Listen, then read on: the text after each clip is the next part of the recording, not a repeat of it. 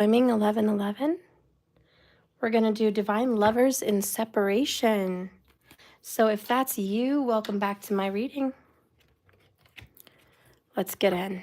So I did a karmic video today. So if you do have a karmic situation in your life, you might want to watch that video or any other karmic videos I've posted. Just go to my channel here on YouTube, click live, and you're going to see all my stuff. All right. So yeah, basically people go check a YouTuber's channel and they look below and the first thing they see are videos. And it's either videos or uploads. I don't do a lot of uploads. So most of my stuff is in live. So if you just take a moment to go click live, then you're going to see all my information and different videos, okay? So just a little heads up on that. Hi, Stephen Butler. Hi, Peaches. Good to see you guys. All right, so we're going to get in with a oracle to begin. This is my Spirit Speaks oracle. Holy Spirit, please guide and direct me. What do you see as an overall energy for the divine lovers in separation? Show me the current energy between them.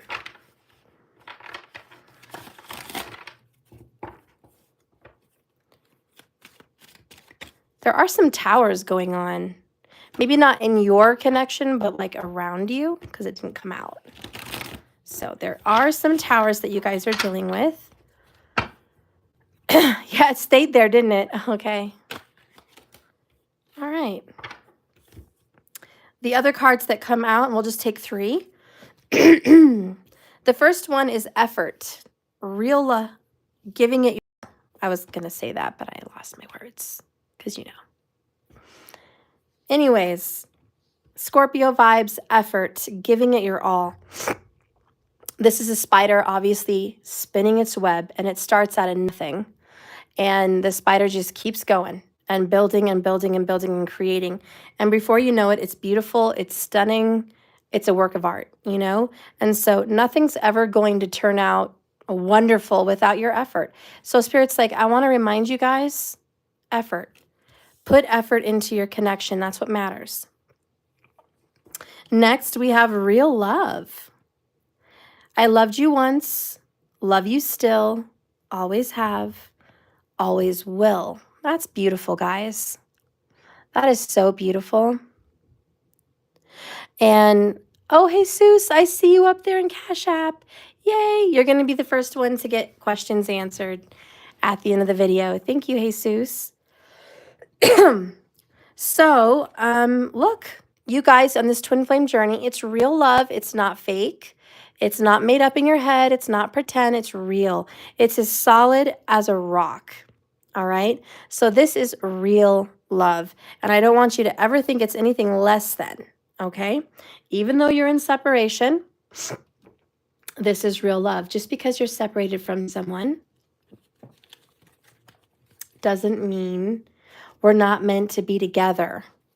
Okay. It means you're meant to take a break. That's what it means. So don't forget that. The next card you guys have is mirroring. Number 19, seeing yourself in another's eyes. And that's just exactly what it says. That's exactly what it means. You see yourself in them, they see themselves in you. And that is a beautiful mirroring. Sure, the other one's a little bit different, a little bit distorted, but it's not major. It's not a major situation. Okay? So, there are some differences, but it's pretty similar. Okay. And bottom of the deck is clinging. Shake it off, number 69. We don't want to cling to things that we don't need to hang on to anymore. So if you're clinging on to clutter, you're clinging on to misery, you're clinging on to self-doubts, or even resentment, unforgiveness, even just clinging on to each other. It's like, shake it off. Nobody needs to cling in an unhealthy way.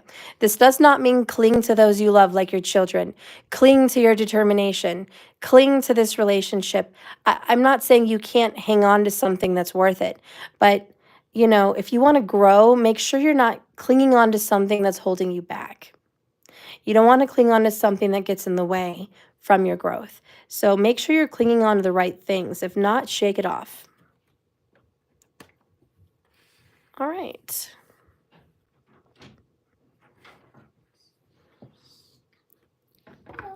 Hello. Working. What is this?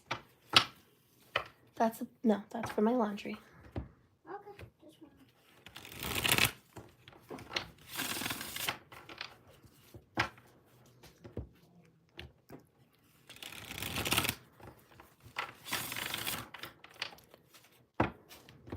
Holy Spirit, please guide and direct me with these cards. Please show me the truth for the divine twin flames or divine soulmates in separation.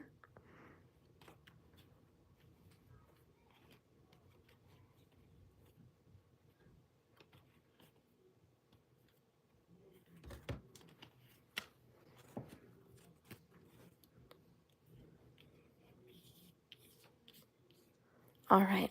Bottom of the deck, we have breaking free. I love that. Which is very much like death or the chariot or strength, you know, conquering something. Space food, hey, she definitely on something. I had to shut the TV off. Facts. Aw. Doja, hi, honey. All right. Your person says, trust me. Trust that I'm breaking free from a karmic situation. Trust that I love you. Trust that I am your DM or your DF. Trust and believe. Believe in what I'm saying. Oh, and look at this. 44 and 66. Look at those doubles. All right, so your twins or your soulmate is like, hey, look, I want to show you something. You can believe in the signs and synchronicities. You can believe that we are in this beautiful divine connection. Strength. Okay, definitely feeling some Leo vibes. I'm waiting for the right time to be transparent with you. It's only a matter of time. I'm sealed up like a mummy until then. Yep, there's timing again. Honey, the time isn't right for me to be with you, for me to be in union with you, for me to reach out. The timing's just not with us right now. But you can trust that I'm breaking free from the karmic. Next, the covenant. I am going to honor our soul contract. You are not going to be left alone in this world without me. That's beautiful, guys. Let's make some room here.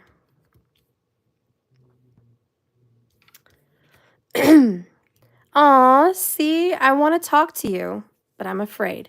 Mostly because it's not the right time, you know? But your person that is separated from you, God, they miss you. They want to reach out. They want to call.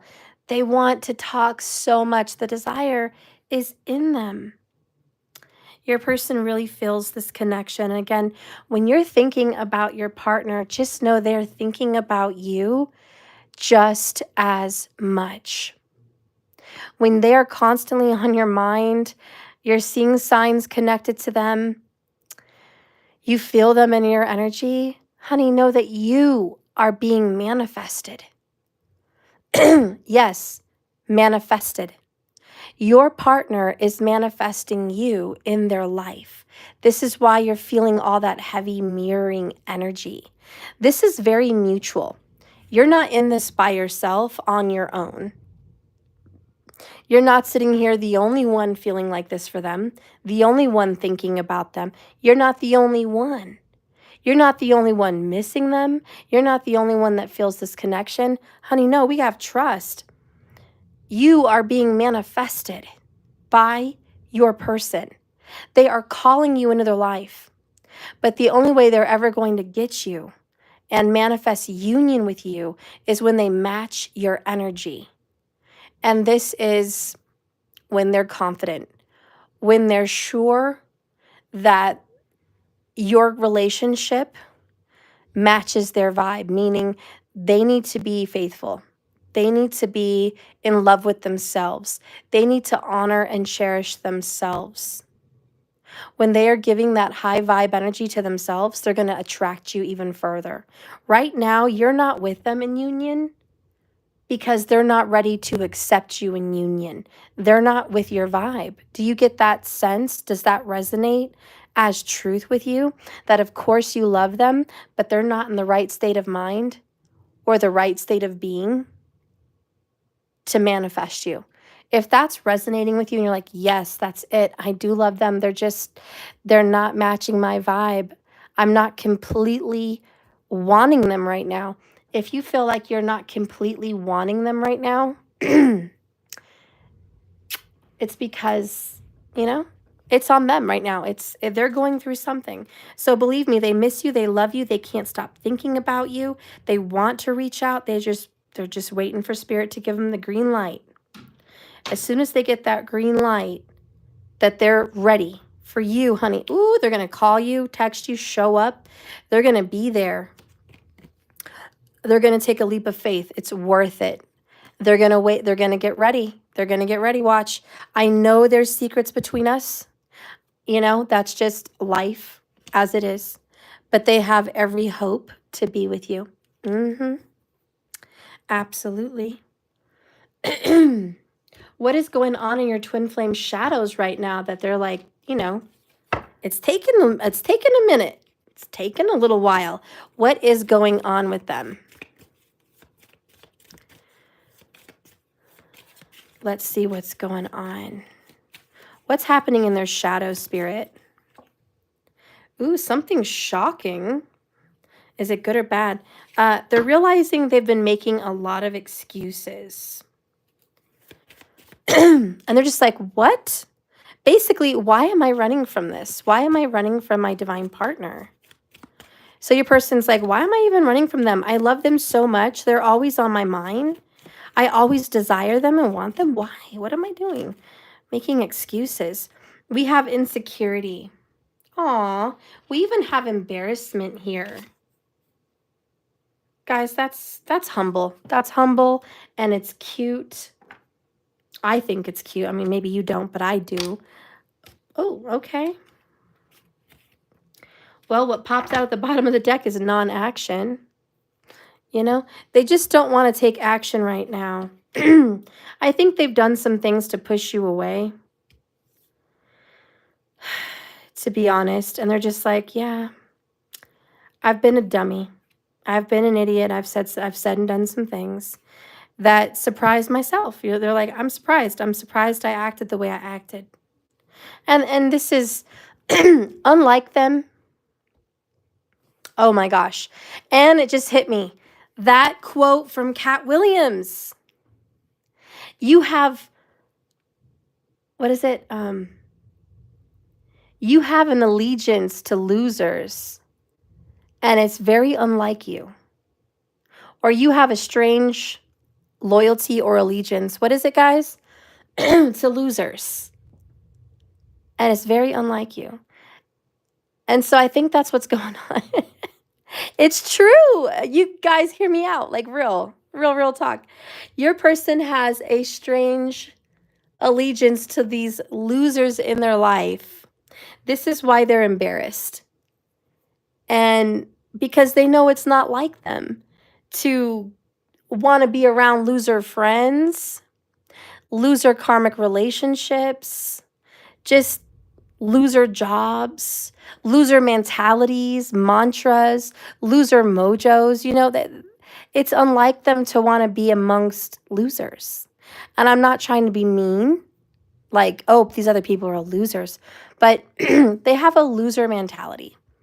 And right now, your divine lover has been a little bit surrounded by losers. And they're embarrassed. They're embarrassed that they've been with people that are completely not like their higher self and not like you. Meaning they're not go-getters. They're not healers. They're not light workers. They're not out there doing the best they can to the best of their abilities. They're with people that are just mediocre. They don't even really try. They just accept what's been handed to them. They're not looking for more or striving to do better. They're not with people that want to do self-work. They're with people that love how they are and they don't want to change. You know, I'm not going to mention names or sizes of people, but I'm going to give you a quote and you're going to know what I mean. Love is all sizes. Love is all shapes. I'm happy with who I am, how I am. I love myself. And if that is how someone feels, well, I'm glad they love themselves. That's wonderful. I would hate for them to hate themselves. But at the same time, if people get complacent with their unhealthy behavior, their toxic actions, and they're happy and content with their toxicity, honey, that's a loser. And we got to call it like we see it. We got to call it like it is.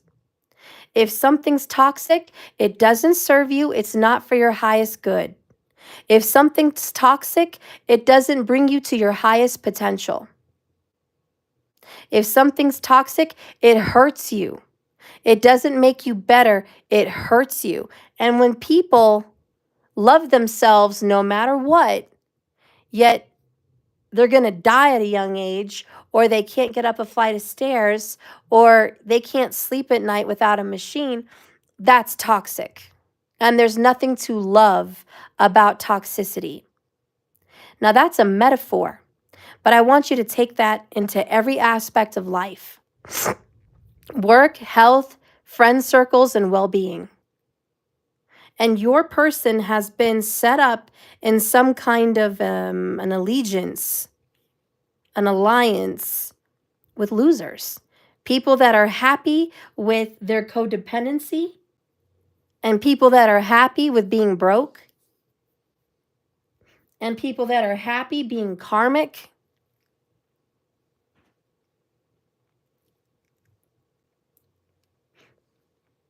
Anyways, you get my point. I don't have to say much more. You understand. It's crystal clear. You get it. But I think that's why your partner is a little bit embarrassed. Because when they're talking to you, they're dealing with a winner. They're dealing with someone that is a go-getter. They're dealing with someone that's determined to wake up every day and do their best. Someone that's determined to be the best version of their best, highest self. They're dealing with you, someone who is striving to be more educated, to be more healed, to be more healthy, to be more abundant, to be more of a light and an honest truth in this world. You are striving. You're a winner. You're a winner. Period. You're a winner, and they know it. So believe me, your person is ashamed that they have not given everything to themselves. Why? Mostly because they've surrounded themselves with a circle of people that don't try.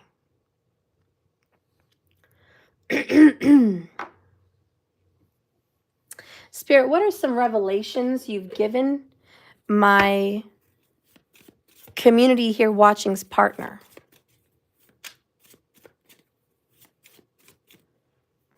Moonstruck, so he sent me a friend request on Snapchat, so I texted him about it, and he said, my bad, that was an accident. That was it. No apology after that? First of all, Moonstruck, why did you text him? Why did you text him about it? I just want to stop you on that and say you shouldn't have texted him about it. You took the next step to reach out. You see, he took a small step to just quietly, without communication, connect with you on social media. You did exactly what he doesn't want, which is take it to the next step, to the next level without his approval. He just wanted to quietly start communication. Okay? All your person wanted to do was just tap into your energy, just a little line in, quiet, smooth, simple, just Let's just see where it goes. And you're just out there in the open like, oh, hi, hello, I see you. Hi, you're up in my messages, my requests. Okay, hi, what's going on? Now I'm clear. I have the green light. I can call you and I can text you. And they're like, whoa, this is like getting in a car and going 0 to 60. And they're just like, I wasn't looking for that communication. I wasn't looking for that. Now I know why I pulled away in the first place.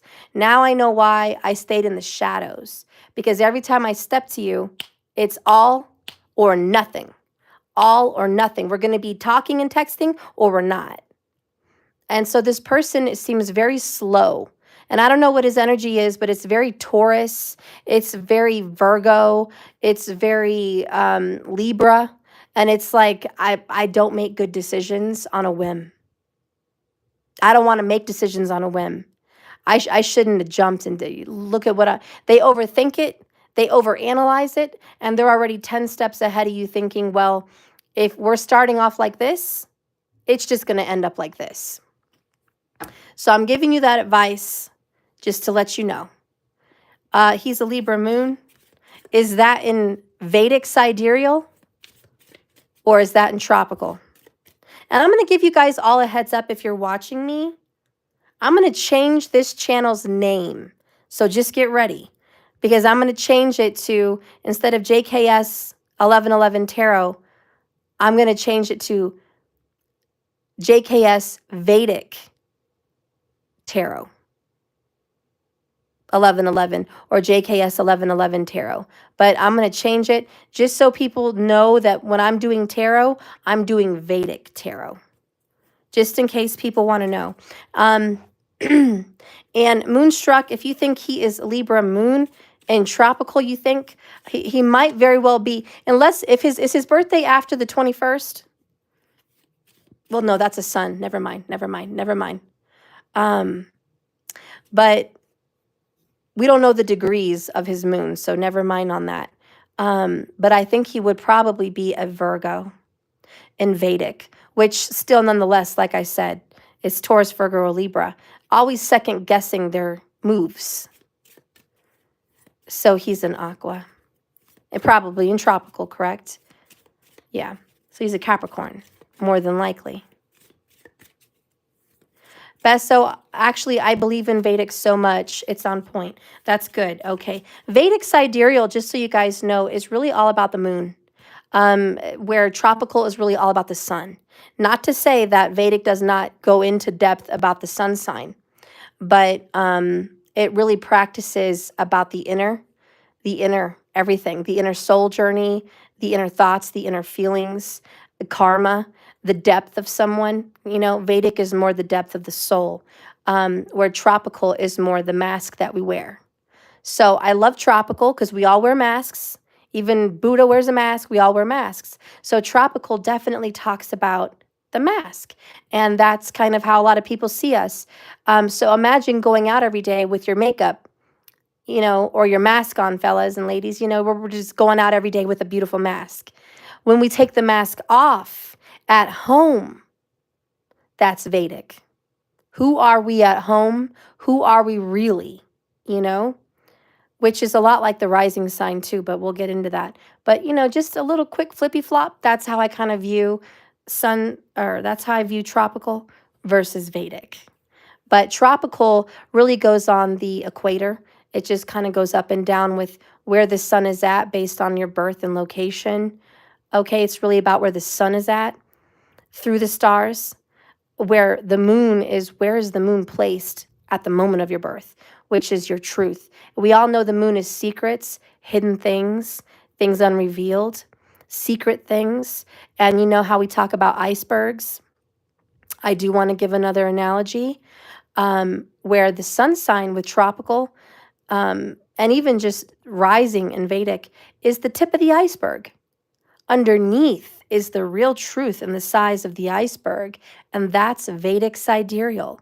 They have all the different charts, all the different karmas, marriage, children, luck, career, everything. And it's got the whole depth of you. It's a full view, where tropical, it's just the tip, the little bit, the mask. So I don't know. I just wanted to say that to you guys. So let's get in. But if you want to know more about Vedic sidereal, I'm going to be opening up a new channel. I did think of the name. It's going to be JKS 1111 Vedic Astrology and Spirit Science. And that's going to be my new channel. And you can subscribe over there, but I'll be posting tons of videos on astrology and the zodiacs and the nakshatras. So if you want to know more about all of that, I'll be having another channel where it's more based on astrology than tarot. Karima, hi, baby. Of course, I'm going to do questions at the end of this video. So as soon as we're done here, I'm already taking names. Jesus Robles is first. And I think there's another chick. I can't think of your name, but you're also right after Jesus. And then Karima, you would be third. So if you want to be getting ready to go ahead and do that, post your donation now with your place in line so you can guarantee that spot. And even if you're live or not, I'll be able to timestamp you and do your video. Appointment tomorrow, never heard back. Yeah, I don't respond back and forth like a text message. I just reach out and let you know exactly when I'm going to be available and if Wednesday or this day was going to be available. And then that day, I'll reach out that morning, get a feeler to see what's going on. But I don't get an alert or a ding, anything audio, like you have a message or you have an email. I don't have any alerts. I just kind of have to take my own time out to go check them. And the only problem, Christina, is when I do go and check them, I know that you're not the only one, that there's going to be a plethora of messages to fly through. So it's difficult for me to just communicate through a back and forth. I really like just one-time communication, like on order with instructions. Boom, that's it. We don't have to communicate till day of, only because it's difficult, not because I don't want to. But I'll probably work on that a little bit better. Some experience I've had with you, Christina, has taught me I should probably have some kind of an instruction email right after ordering, just to help people out so they're not wondering. So you are actually a blessing, and you've inspired me to create an email that goes out on automatic with an order, giving the instructions and how to, so no one is left wondering. It's just hard for me to make that email all the time when sometimes I have specials, but I am going to work on it nonetheless. So thank you. All right. Sorry for that, guys. Let's get back in. We're going to get, what is the message your partner has learned from Spirit? What is the message, Spirit, please, that this person has definitely learned karmically? All right. Karima, yeah, the reading kind of just started. It was about 20 minutes ago. So bottom of the deck, heart is the new BALLS. Follow your heart. Spirit's like, honey, you don't have to have courage. You don't have to have BALLS. You just need to have heart. You need to have heart and determination to go after what you want, which is the strength card. So Spirit's like, do you have heart? Are you heart? Are you heart enough to go after this? Also, Spirit's told your person, listen, don't be an ungrateful little SHIT. That's what I'm hearing. Be grateful for everything you have. Do not be sitting here upset, whining, worrying, feeling like you're a victim. Be grateful for every day. So your partner has been going through an episode of humility. Also, holding on to resentment is like taking an SHIT in your own heart. I don't really like that description. Whoever wrote this was high and drunk, I'm certain. But, or they were like 21 years old. But we're going to leave it there, and then I'm going to give my own analogy here. Holding on to resentment is like drinking poison, expecting the other person to die.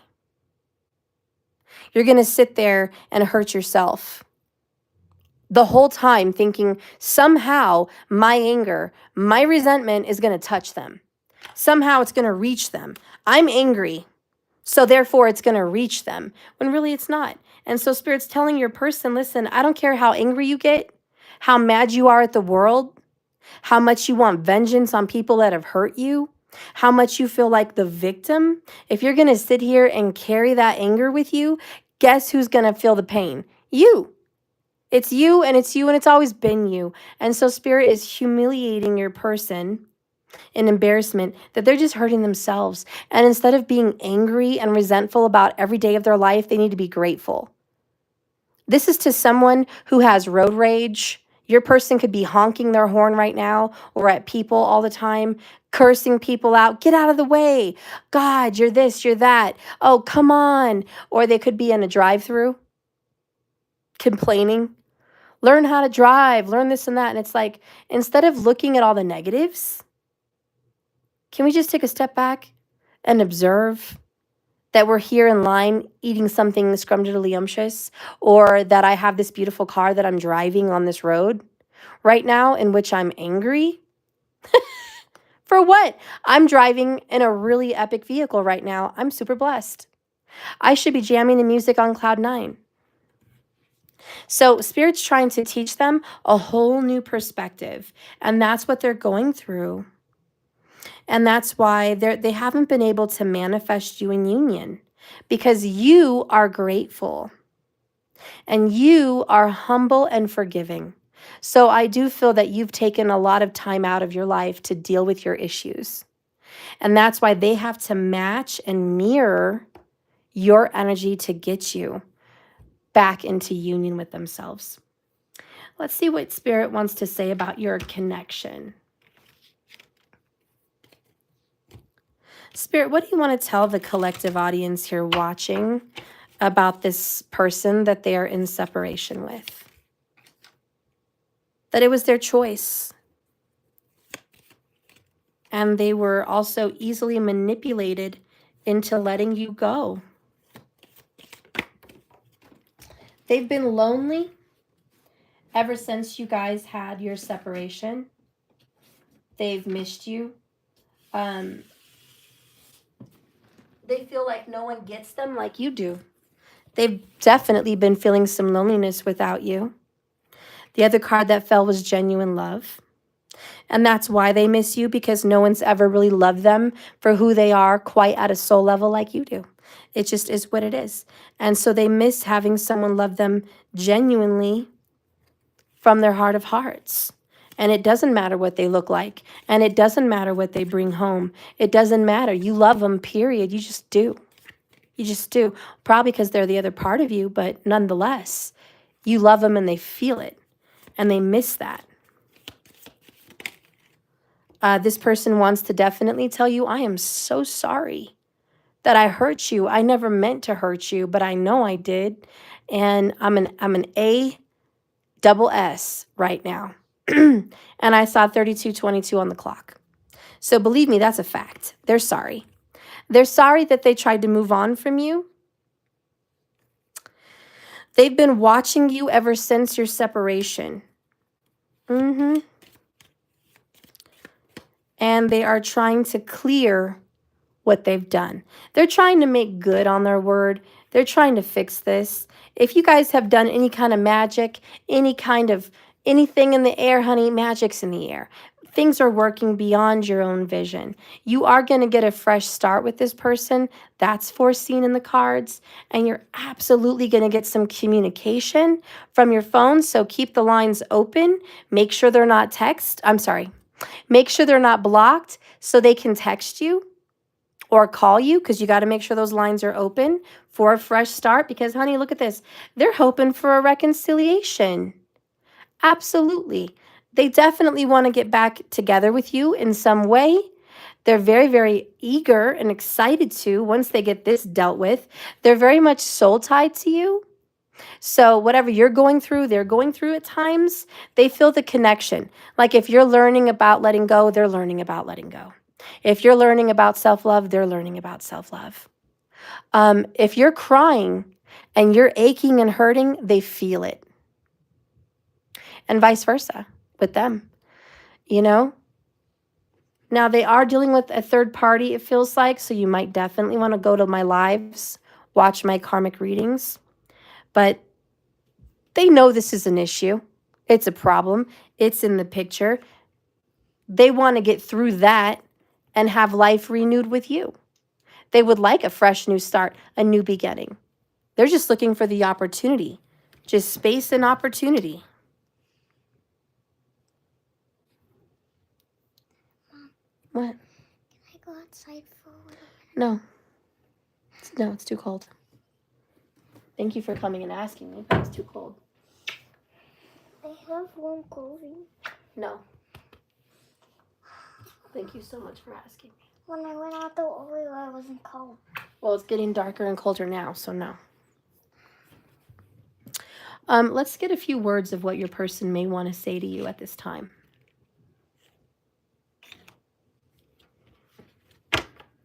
Holy Spirit, please guide and direct me with these cards. Use them as a true message from my collective's person directly to them. Speak from this person's heart of hearts. What is it this person wants to say? I'm hearing the words, go easy on me. What is that song by Adele or, huh? Can I eat that chocolate? Chocolate nut? It's gone. I eat it. But there's raisinets in that blue basket at the bottom of the stairs. Yeah, but there's a song that, it's called Go Easy on Me by Adele. And that's kind of their song. Go easy on me. I was only a child. Or go easy on me. I didn't know what I was doing. Cut me some slack, you know, go a little bit easy on me because I wasn't ready. I wasn't awake and I wasn't aware like I am now. You know, it's kind of, I wish I knew then what I know now. It's that kind of vibe. Also, bottom of the deck, overall, underall energy, my karmic situation is ending, honey. Breaking free, my karmic situation is ending. It is. It definitely is. Your person's, see? I told you, go easy on me. Please be patient with me. Same thing. Look at that. Just be patient with me. That's from their heart of hearts. I didn't know then what I know now, you know, and I wasn't where I was at then. So just, I made some stupid choices, some whack decisions. I said some stupid, whack, bogus, dumb things. I did these dumb things. You know, I was dumb. I was young, I was dumb, or I wasn't awake, I wasn't aware, but I'm coming to. So please be patient. Know that I am getting rid of these karmic situations. Also, honey, I dream of you all the time. It's almost every night. I don't want to say every night because I don't feel like it's consecutive every night, but it's like almost every night. Now, yes, it's true they wake up and they don't always remember what their dream was, but let me tell you, they wake up feeling like they just had a visit from you. They wake up feeling like they were just with you. Because they did, astrally, energetically, in a fifth dimension, they did have that energy with you. So they're connecting to you in that way.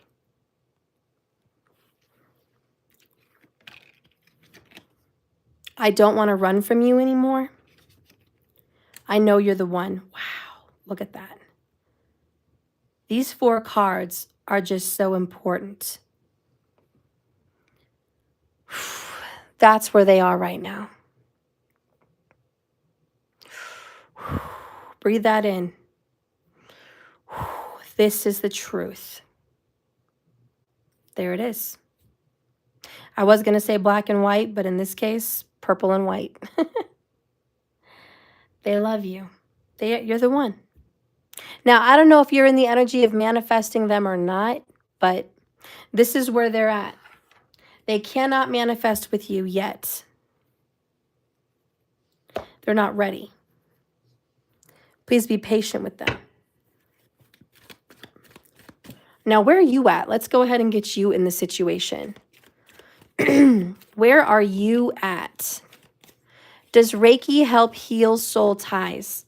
Of course it helps. Everything helps. I will say this. When you have a soul tie, honey, there's no going away. And I don't know what all this magic crap is going on about cutting soul ties. You can't cut something from the other world in this world.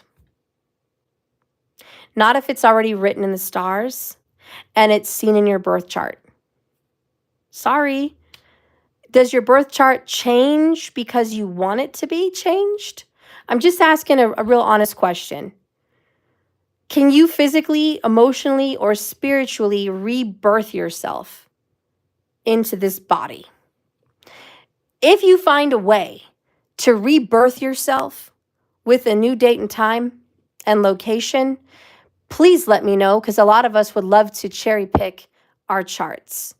But if you haven't figured out a way to do that, don't fall for any gimmick.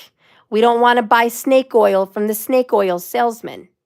We don't want to believe that if I pay this witch, she can cut my soul tie with my partner.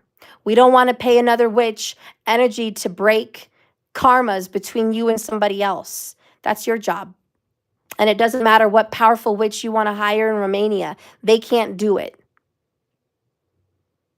What they can do is cause a disruption in a relationship. When you pay someone like a very powerful witch to break somebody up, it will happen. Witches can actually create separations between partners.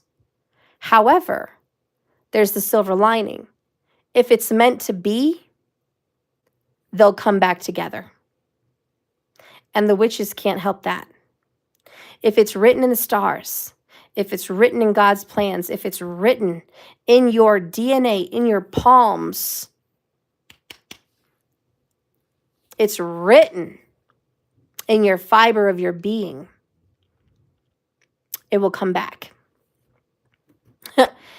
It's vibrant like that. So it doesn't matter what kind of magic goes against divine authority. It can hinder, it can cut, it can bruise, it can cause obstacles and ordeals, but really it just slows down the evolution of what was going to happen anyways. When people are meant to be together, there's no stopping it. No karmic, no third party, no amount of miles, no amount of years are going to keep those souls from coming together. It's just not possible. They will meet again. They will be unified again. There's no way we can stop it. As much as we can't stop the magnetism that we have with gravity, it will not stop. We're not going to stop gravity. We can put a building between gravity and us, but gravity is going to still keep pulling.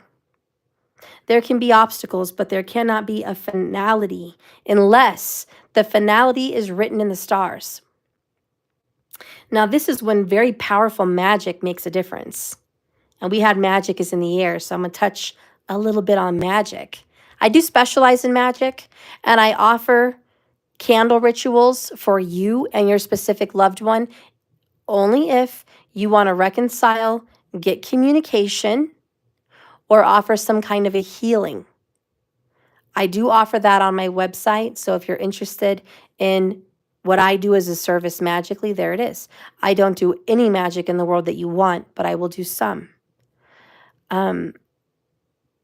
But when magic is really powerful, when it actually breaks and separates bonds, and I don't mean soul bonds, I mean karmic bonds, I mean trauma bonds, I mean unforgiveness and hate, I mean lack of resolution, those kinds of dark karmic bonds, which are more like karmic cycles and karmic patterns.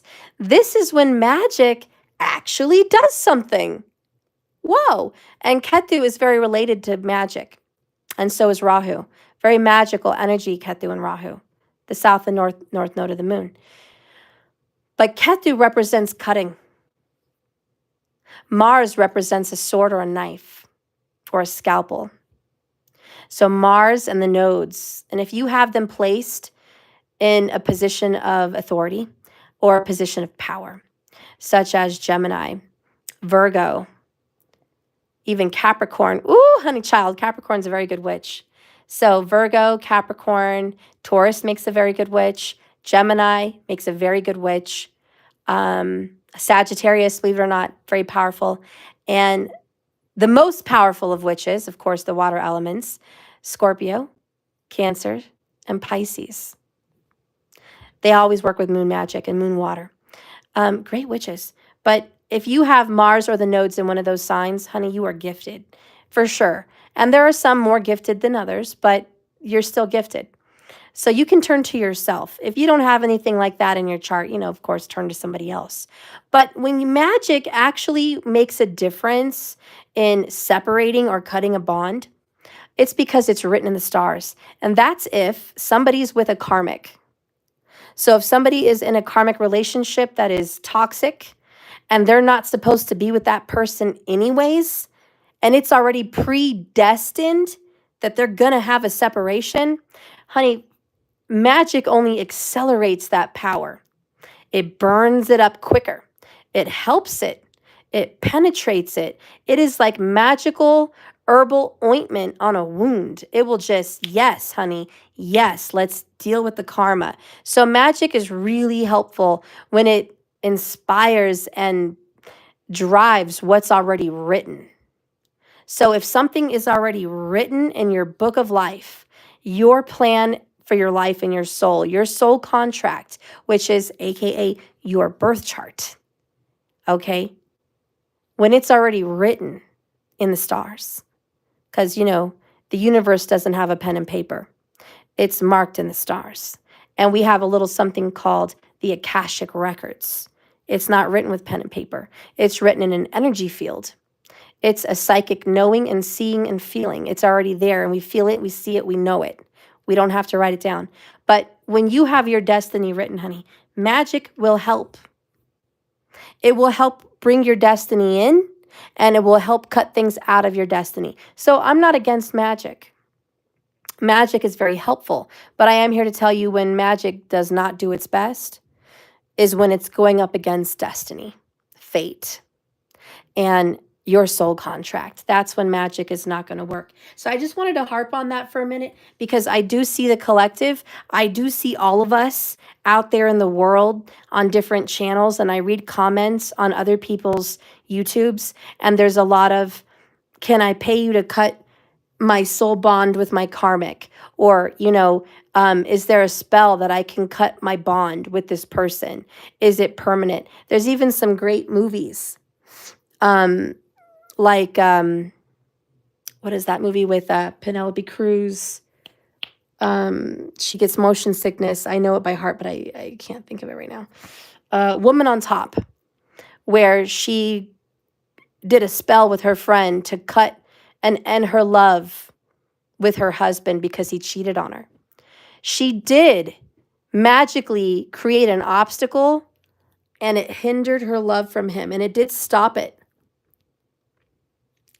She asked for it to stop her love, and it worked for a while, which is, like I said, you can't stop destiny. But their love was so strong. Tenino was his name. Their love was so strong that when they were cooking together, the chemistry, the magnetism by one another, it broke the spell. She couldn't even take her spell back. What was done. She sent her love of her husband back to the ocean, to the goddess of the sea. And she said, take my love and keep it there, and I don't want it back. So she couldn't even get it back when she asked. But it happened because it was destiny. Nikhil, Tanyar, can I ask a free question? No, we're not doing free questions today, unless it's a collective question. Like, do twin flames have this and that? Or can magic do this and that? But I don't answer free questions right now for personals. But sometimes I do free questions. Right, Markers? There are occasions where I'll get on live and I'll just do free questions. I do want to have a growing following on my Instagram and my TikTok. So I am going to do some free questions on those channels. So if you want to follow me on those other platforms, you can. And I will do some other free ones over there. When I open up my new channel on astrology and spirit science, I will answer questions over there as well. For free. Not forever and always, but I will do some questions. So please make sure you're subscribed to my new channel because I definitely don't want to give people free questions for people that are not subscribers to the channel. So I want to make sure on that. Okay. And you know, people lie, but honestly, if someone was to say I am a subscriber and they lied about it, karma would get them, and I know it. And nobody wants to lie to a witch. Trust me, nobody wants to lie to a witch. Anyways, let's get into how you feel about this person. Spirit, how do you feel as a collective group in reply to this man or this woman that is over here having dreams about you and loves you? We have real love and we had genuine love come out. So this is 100% fact-based love. But you guys are in separation and they're not talking to you, they're not seeing you, or they're not reaching out. They don't feel worthy enough for you, and they're definitely embarrassed. They're on the loser team right now, and you're a winner. So how do you feel about this? What is your stance on all of this? Where are you at energetically, you know, in regards to your man or your woman? What does Spirit see your heart doing? Okay.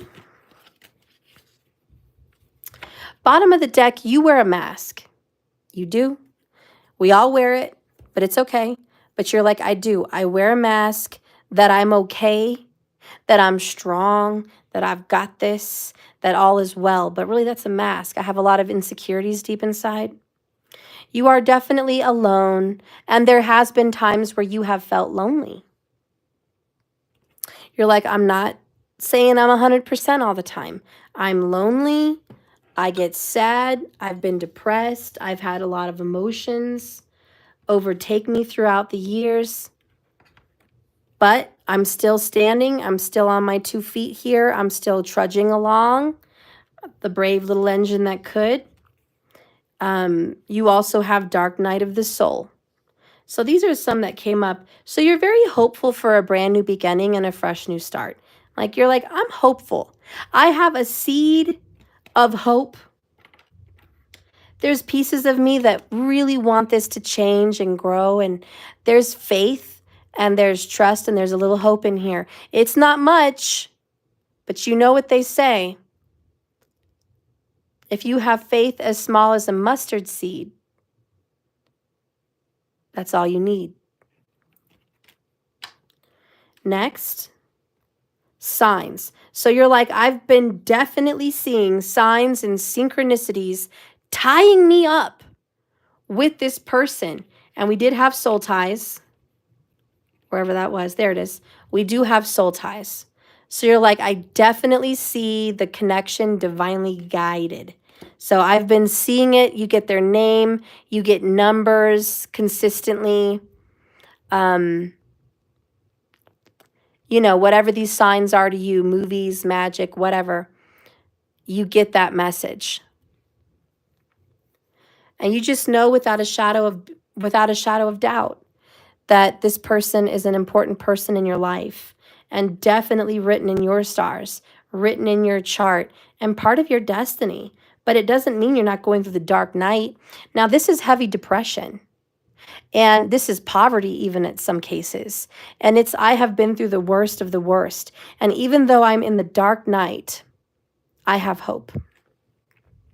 We have ascending, yay, which is very much 6 of Swords. And you're like, honestly, I think I can get past our past. Does that make sense? I think I can get past our past. You can get past your problems. So you're like, I know that I can leave these rough, terrible times for smoother times, for smooth waters. I'm going to release myself from our problems, and I'm going to believe that better times are ahead, that there's a silver lining, there's a light at the end of the tunnel. This is not the end of everything. This is just the beginning. Next, we have surrender. And you're like, I've honestly just given it to God, given it to source, given it. You're like, I give it away. I leave it up to the universe. I'm not here trying to control it. I just want to release it. And whatever it becomes, it becomes. I think there was a time before your dark night where you definitely tried to hang on.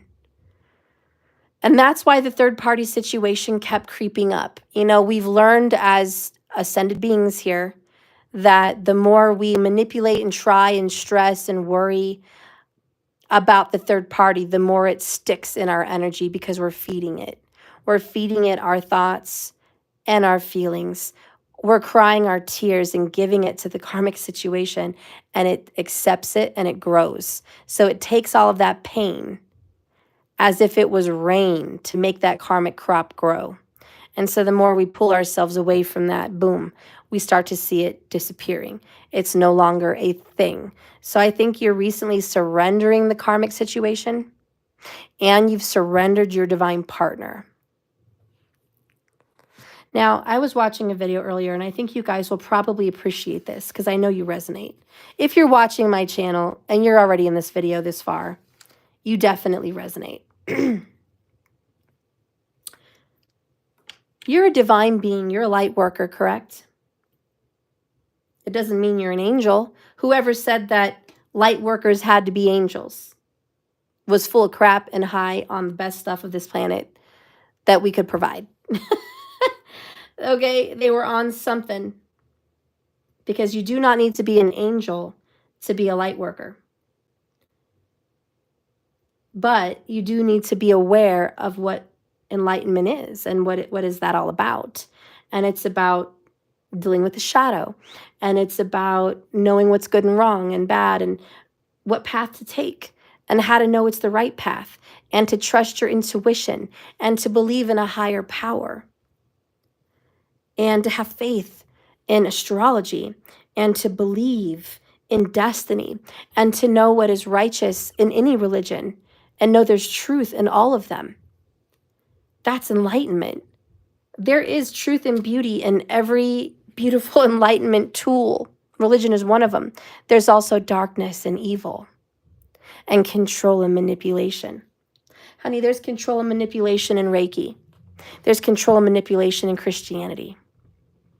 There's control and manipulation in Buddhism. And there's light and love also. There's light and love in Christianity, and there's hate in Christianity.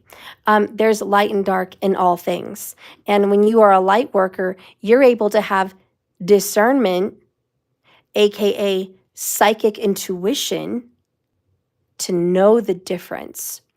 And so when they say, my sheep know my voice, it's not just a Christian saying. It goes across the board for everyone that's spiritual. And it's the divine creator, the essence of creation, which is love, that is the voice, that is the name, that is the spirit, that is the being.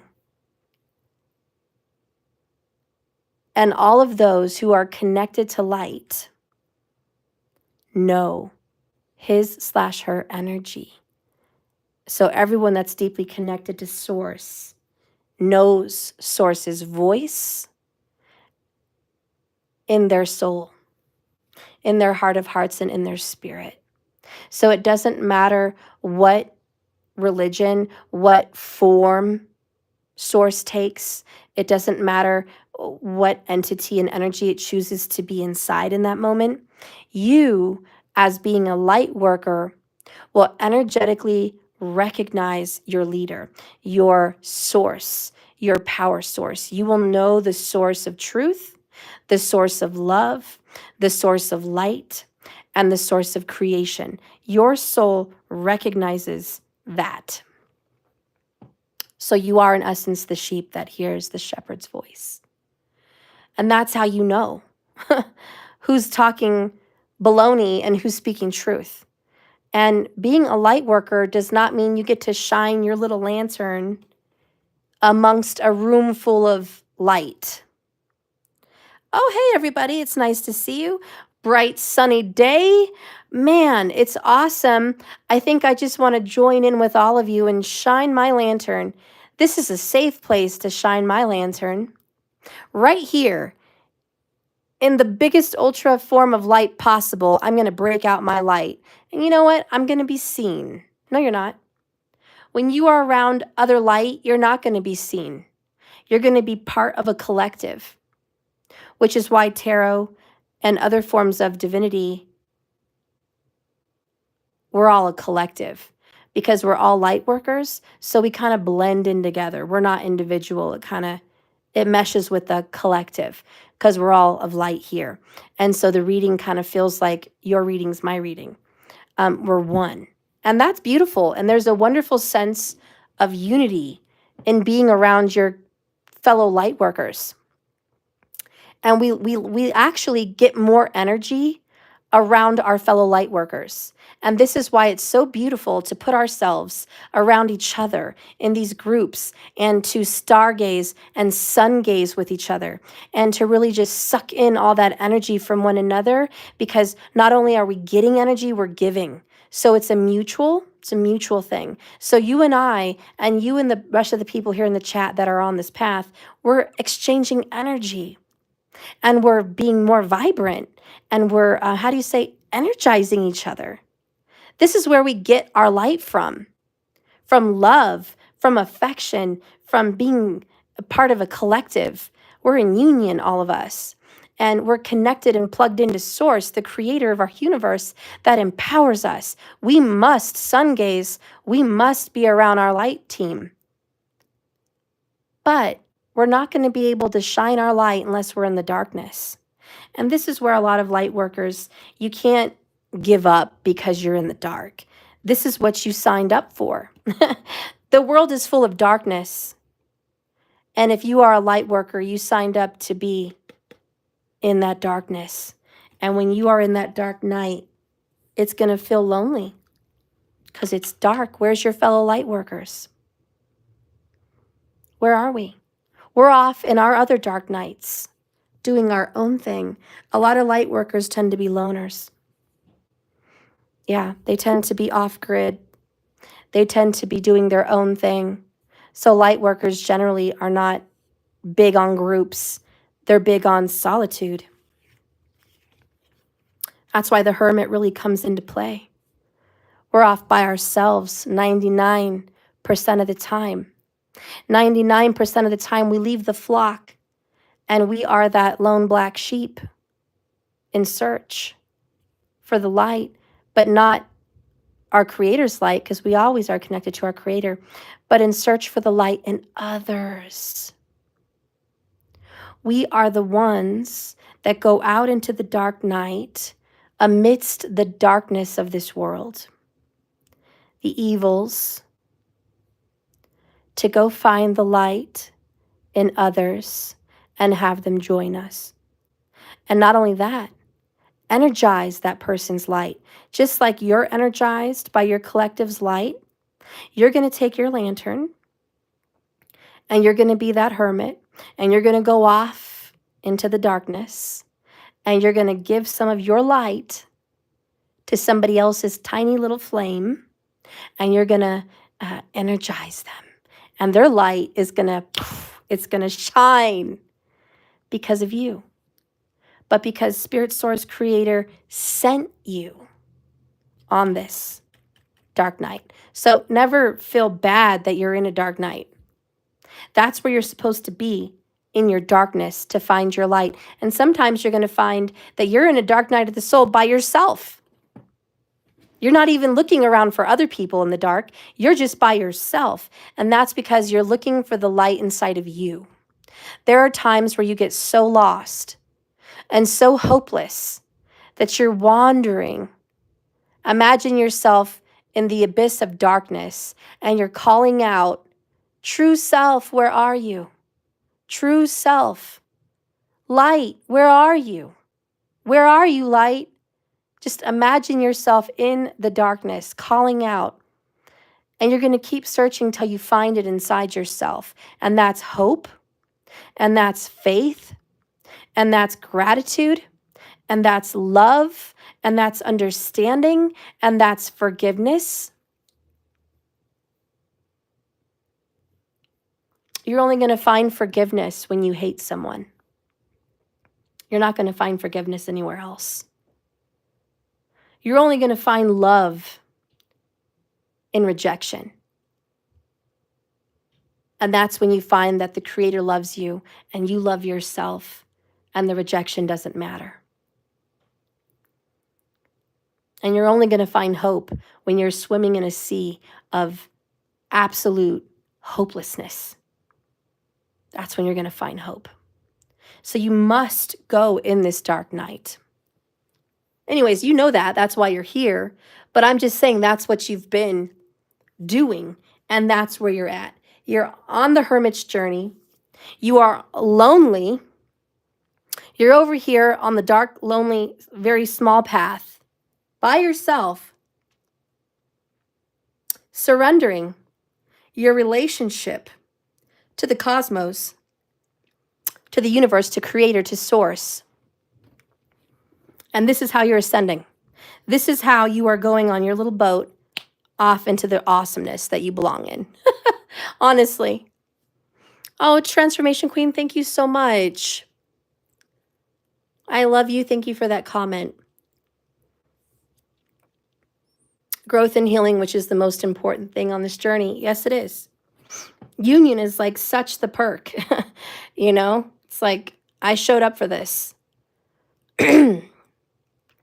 Anyways, this is where you're at. So you're wearing a mask like everything's okay.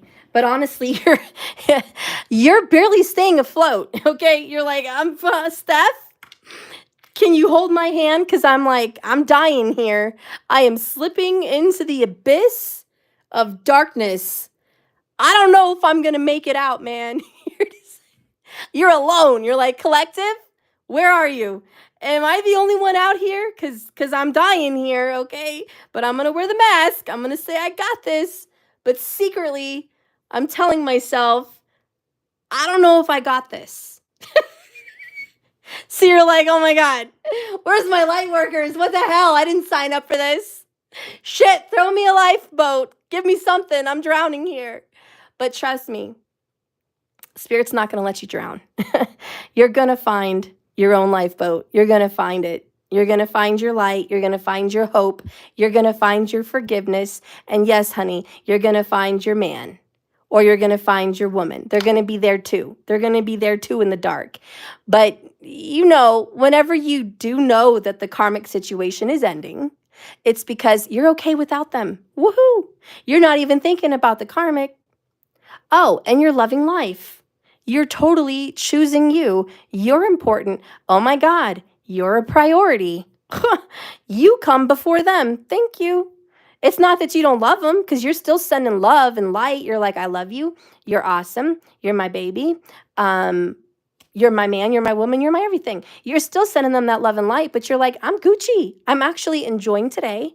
This is a great day and I'm loving it, you know? Again, part of that's the mask, but it's also your consciousness.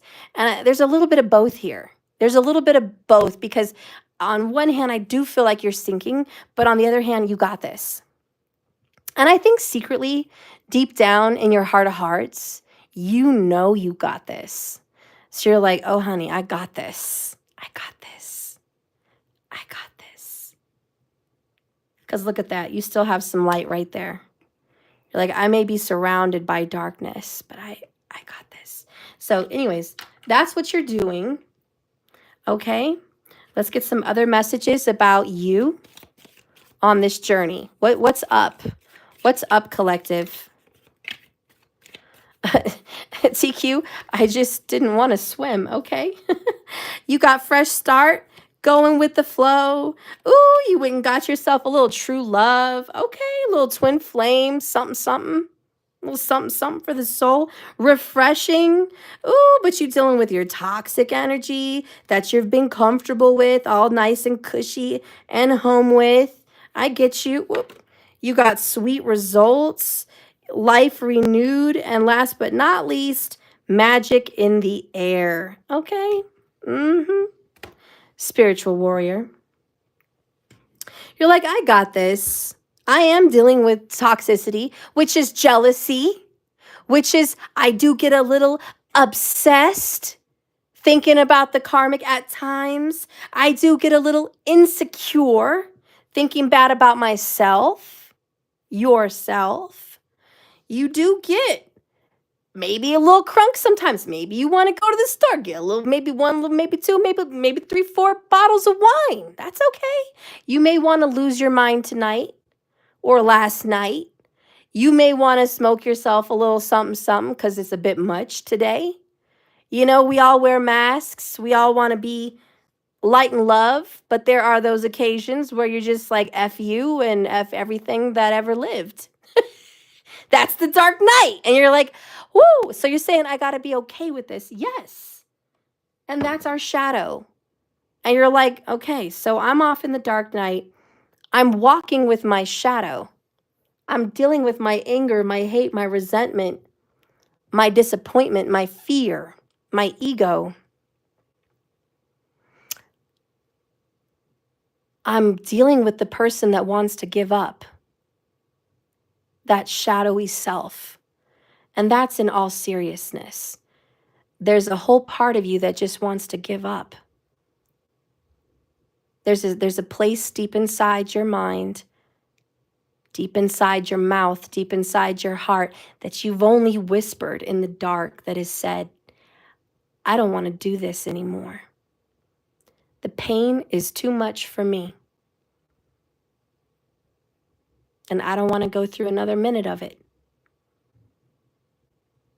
And the only thing at that moment that kept you alive is the light that's still inside of you. The little hope that you were looking for in the dark night. Yep, that hope. That piece of the Creator that said, you're not alone. You're not talking to nobody in the dark. You're talking to me, the Creator. And you got this. You always have. You're going to find your way out of this situation. You're going to find your way out of this third-party connection. You're going to find your way out of this financial burden. Come hell or high water. And the way you're going to find it from what I'm feeling is you're just going to take the next best step. Just the next move. You know, you're not big right now on playing chess. You don't want to know this move, the next move, the next move, and the next move after that, and so on. You're like, that's a bit much. That's a lot on my plate. I can't plan that far ahead right now. But I can make the next best decision for me. And you're like, I'm going to make it. Be that I'm going to get in the bath. Be that I'm going to wash my face with cold water. Be that I'm going to get a good night's sleep. Be that I'm going to go for a drive. Be that I'm going to go for a jog or go cuddle with my pet or go to my bestie's house or, you know, be it whatever. I'm going to do the next best thing. I'm going to be all right. And that's going with the flow. Not knowing what the next step after this step is, but just taking it anyways, that giant leap of faith. And so I know that you are climbing out of the dark night. So anyways, that's where you're at. And what does Spirit want to say about you and all of that business? Spirit, what is your comment on my collective and this space that they're in.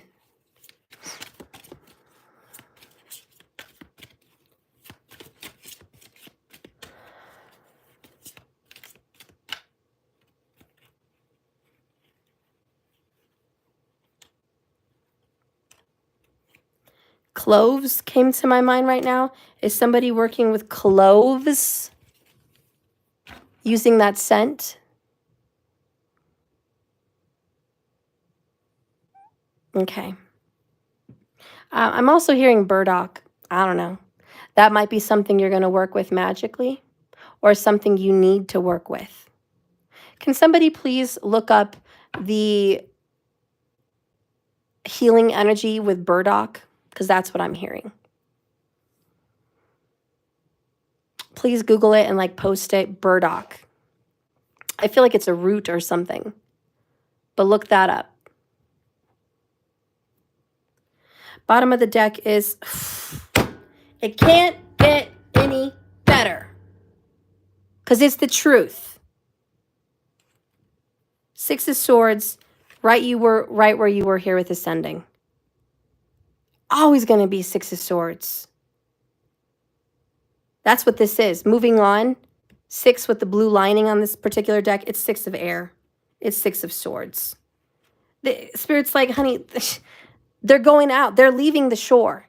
They are leaving the dark night and they're going on to the sun. That's what this is. You're just about done, honey. Whatever depression, whatever dark night you were stuck in, bye. Spirit's like, you're on your way out, or you've already climbed out, but you're right there at the cusp. Here I see fall leaves behind you, but you know what I see here? Green. But you know what came to my mind? Money. So I just want to say, this may not be for all of you, but for a lot of you, I also want to add to the fact that you're getting over your dark night. You're also coming into some money. And the one that comes out for you is Passion Ignited, the Ace of Wands. TQ, thank you for posting that. Ancient magical properties of burdock include clarity, uncrossing, courage, protection, purification. Carry this as an amulet or use it in a herbal incense, okay? Blend to remove negative energy. So burdock, and the first word was clarity. It also was uncrossing, which I think is the ending of a third-party situation, uncrossing from third-party situations.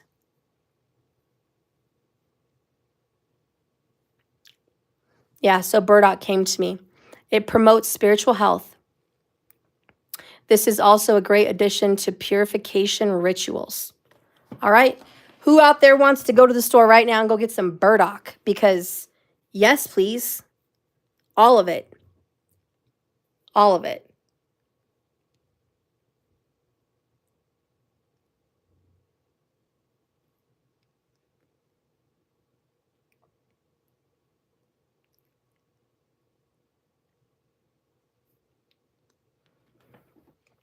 I'm looking for my book. Here it is.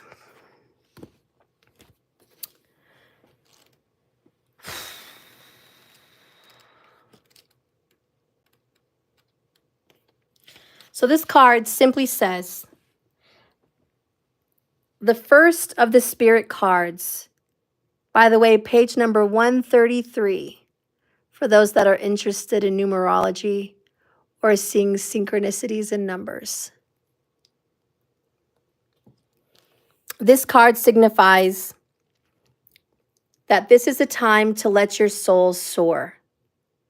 This is new beginnings, ideas, revelations, and an exciting adventure. It awaits you in your personal or business life. Creative endeavors are here, enthusiasm and positive energy, and a renewed, and we just had that, spiritual strength. at an all-time high. The powerful force of spirit is flowing through you and in you and with you.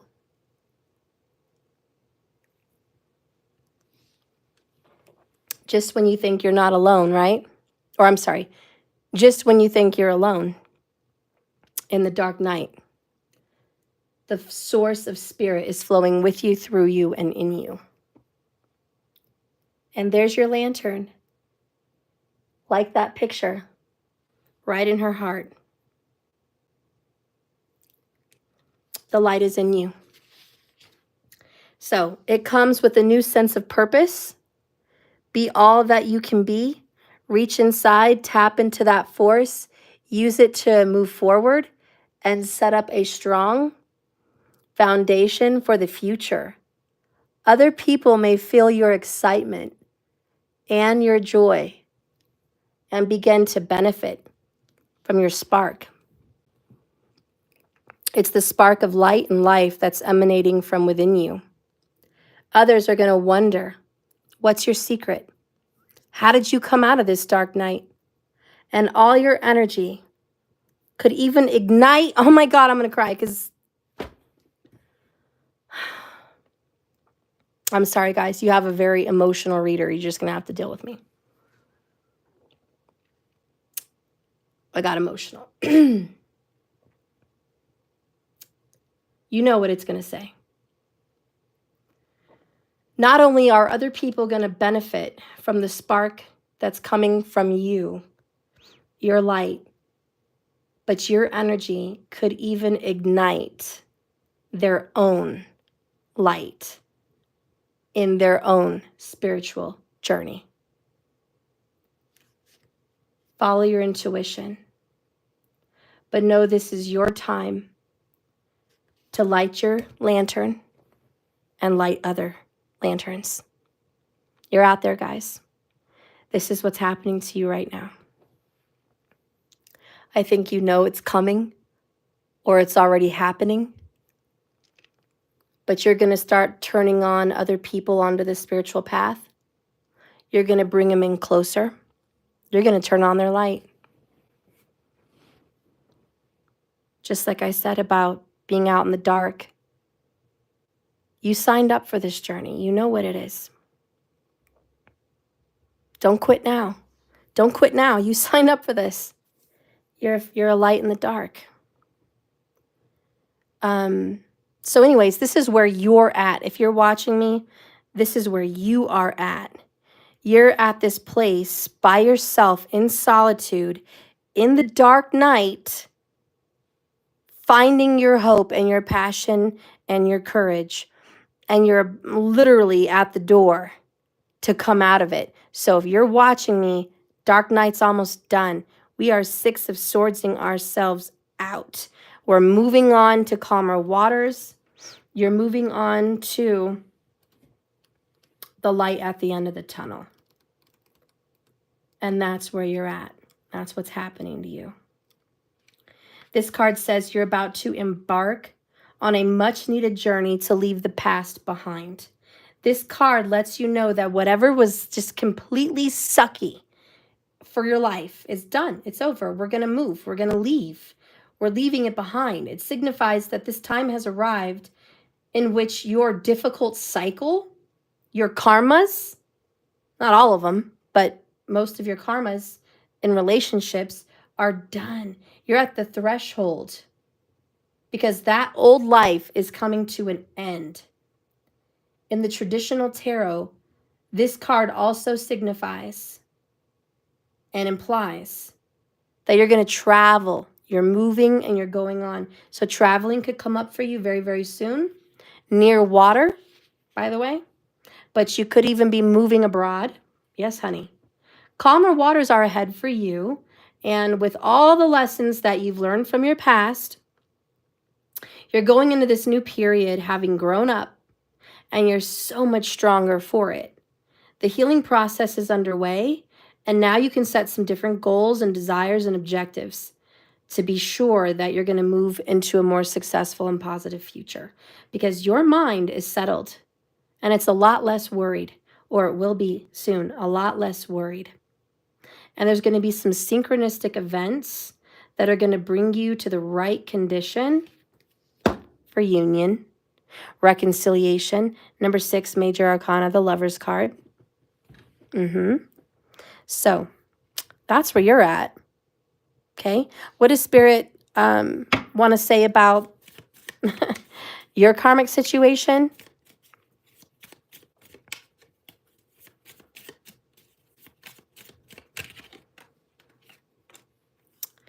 So you want to be a bad ASS? Show your heart to everyone. And I think that's your biggest lesson lately. You used to act like it didn't bother you. Like, I can't talk today. You used to act like it didn't bother you with the mask. Like, oh, I don't care about the karmic. F that karmic. F that karmic and F this and F that. And, you know, you were so angry, you know.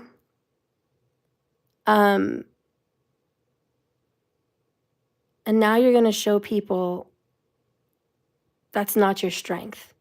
It's not that you can knock someone out with one punch. It's not that you could beat your karmic's ASS. It's not that you can talk the loudest or strike fear in people's hearts. It's not that you can cast spells and attack people that deserve it. That's not your strength.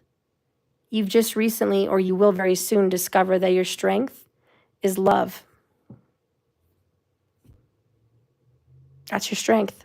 Your hidden strength is that you can love people to death. You can love them to forgiveness.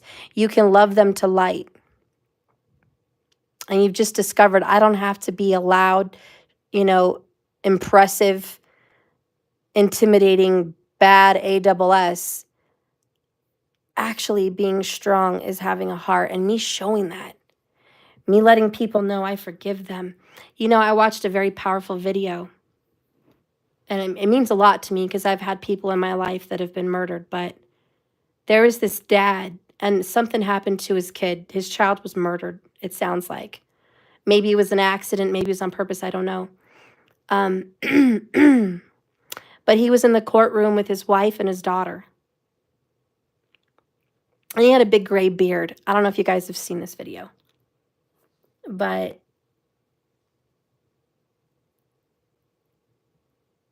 it showed this guy on this, hearing the victims, survivors' testimonies and like their final statement to him as he was being sentenced. And the mom caught up there, and she, you know, the mom got up to the podium and she's like, you're going to go straight to hell. And that's what you deserve. You deserve to rot in hell. And I just want you to know that's where you're going. And the other girl, the daughter, she came up and she's like, I wish for you to have the most gruesome, long-suffering, hellish death. I hope that you just slowly suffer in unimaginable, insufferable pain. I want you to writhe in your suffering. A quick death is not what you deserve. So I'm assuming this guy's a murderer. And the father comes up. And mind you, what the mother said and what the sister said didn't even touch that murderer at all. He had not been fazed at their last statements because that's what he expected. So he wore his mask and he was like, go ahead, say your worst. I know that's what I'm going to hear. So he prepared himself for what he expected. And who knows what his life story was, you know? And the father went up there and he was like, you know what? I bet you think I'm going to come up here and wish the worst for you and hate you. But that's not what I'm going to do. There's a lot of people in this room that hate you and wish the worst for you. And he said, but that's not me, and I'm not one of them. And immediately that criminal just started crying because he could feel this person's heart. And he was like, I'm going to tell you here today on this podium that, number one, you are forgiven. And I forgive you. And I hope that your soul finds love and understanding. And I hope that past this life, because you'll be back. I mean, he didn't say all this, but I'm kind of just saying, channeling what he felt. When you find yourself out there in eternity, and when you're learning, I hope you remember me. And you remember me, that I loved you in a time when I should have hated you. And that love is the most powerful thing. And you can't take that, and you can't touch it. It's untouchable. You know, he didn't say all this, but that's what he was coming with. And the guy was just crying, you know, and he's like, I hope that you know I forgive you. And I hope you find love and understanding, basically. And just the fact that this man got up there and said, you are forgiven by me. And I don't hate you. Just that alone made this person cry, because he's thinking, how on earth could you love me? How on earth could you forgive me? I'm not forgivable. I'm not lovable. That man went through his life as a murderer, believing he was unlovable, unworthy, and he was darkness. And that's what he believed. And that's what he did. When people go through life believing they're nothing but evil and darkness, and they're unworthy, and they'll never be loved, and they're never going to receive that, then they're going to act as if they are that.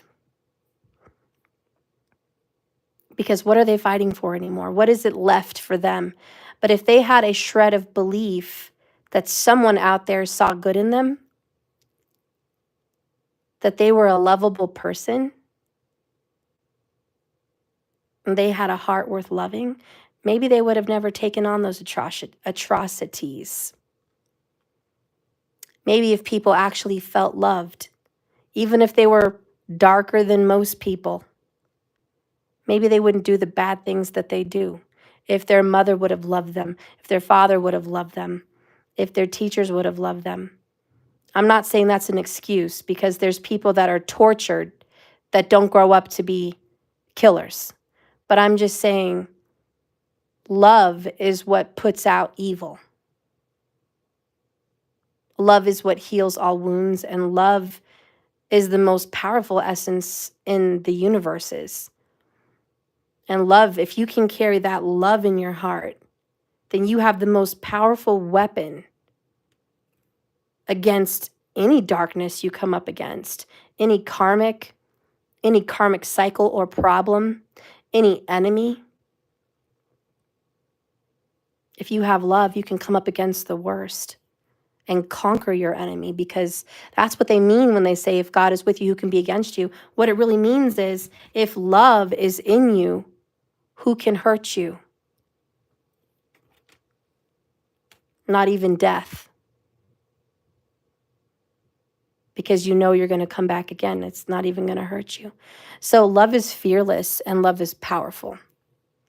That's why it says love is patient, love is kind. Love doesn't keep any records of wrongdoings. Love isn't jealous. It doesn't boast and brag. It doesn't cause pain. Love always waits, always endures, always loves without end, because that's one of the hardest things to do.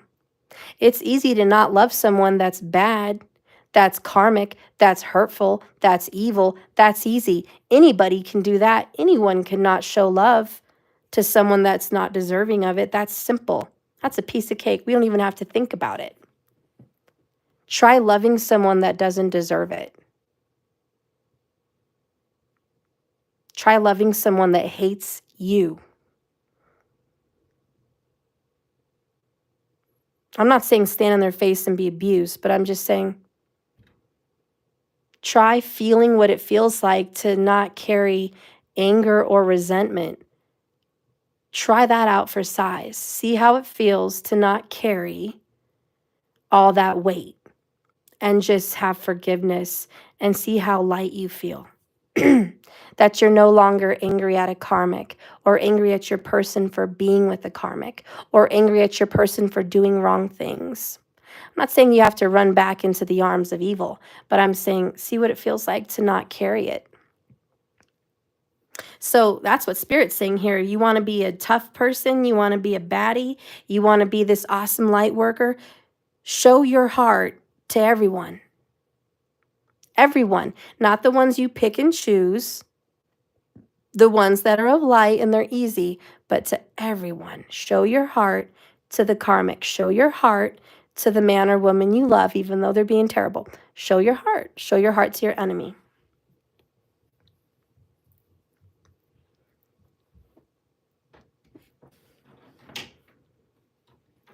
Step 2 and step 3 has been done on the mask. Oh, that's awesome. Yeah, I add the next whale. So if something like goes to the head, there's another whale kind of protecting me. I love it. And also another whale. And I whipped the widow to make it look more cool and damaged. That looks really artistic. Good job. I would love to spend more time with you right now, but I'm working. So I love you. Very good job. Gotta finish work, okay? Okay. Now, I'm going to do more steps and do some more upwards. Great. Don't make a mess. Anyways, you know, seeing that guy talk to that criminal and bring him to tears was very powerful. But even if you watch all movies, whenever the villain is loved, they come to the light. Even in silly cartoons, the villains that are loved, they come to the light. Look at Maleficent. That little girl loved her. She came back to the light. I think of that movie, it was Day of the Dead. It was Book of Life. If you've ever seen the movie Book of Life, that bull guy, what do you call it? The Spanish guys that get the bulls with the red flag. I forget the name of them. But he comes up against the biggest bull conjured up by death to defeat him. And he lost everything already. He lost everything. And the bull's coming at him, and it's pretty obvious he's not going to slay the bull. The bull is the size of 1,000 bulls, and he's far more spiritually powerful. And the bull is on fire. And he's over there trying to slay him. And then he goes into his heart and he realizes, he calls him Toro. And he's like, Toro, I am sorry. I am sorry that we've hurt all these bulls. And I'm sorry that we've killed them. And I'm sorry that we've done all these terrible things that make you so angry, that you are this crazy big bull, you know? But you and I can make a truce, we can make peace, and we can end this. And he's singing this song from his heart in a loving way. So the bull's running up to him expecting a sword, but instead he's getting sung to with a sweet song about love, and he's apologizing, and he's asking for forgiveness. And then the bull lays down his head, and as he's singing to him, I think he rubbed his head or something. He gave him love and affection. The bull disappears into like 1,000 butterflies. And he wins over the bull. And that is the true strength. So I don't know. That's where you're at today. You're like, if I am strong enough to love my enemies and to love one another and to love and to be a light even in the darkness, even when I'm losing basically, then I'm winning. And I want to tell you one more thing. If you're on this spiritual journey and you've been trying your best to convince your partner that you're twin flames or that you're their soulmate, or if you've been finding that giving advice, here's a video about something someone did that I want you to do it. Or here's a quote of some advice about trying harder and being better and looking inside yourself. And, you know, if you've been beating down a dead horse with all your quotes, your memes, your videos, your poems, if you've been leaving voicemails, if you've cried until you're blue in the face with your person explaining how good you are and how you don't deserve this, and you've gotten no reaction or not a good reaction out of your person, then hear me out today. That's not working. And stop trying to keep doing it.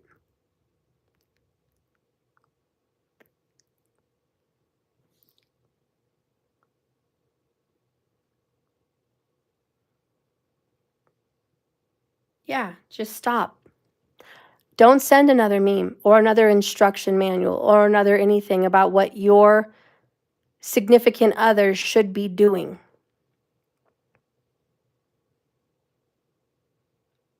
Send them love, a heart. Say, I love you.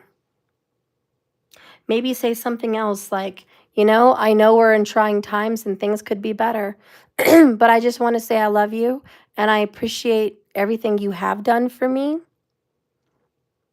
And I know you're going to be able to conquer whatever you're dealing with. And I know that everything's going to be okay. And, you know, basically just say, I love you in spite of it all. In spite of it all, I love you. That's all you need to do. You just need to show your heart. And your heart says, I love you. Your heart says, I forgive you. It's simple. There's no math. There's no mountain of information or just, you know, no amount of videos that you have to send to convince this person logically. They're going to love you because they're in love with your heart, not in your brain. They don't really care what's going on in your brain. They care about how you make them feel. And if you're making them feel judged, criticized,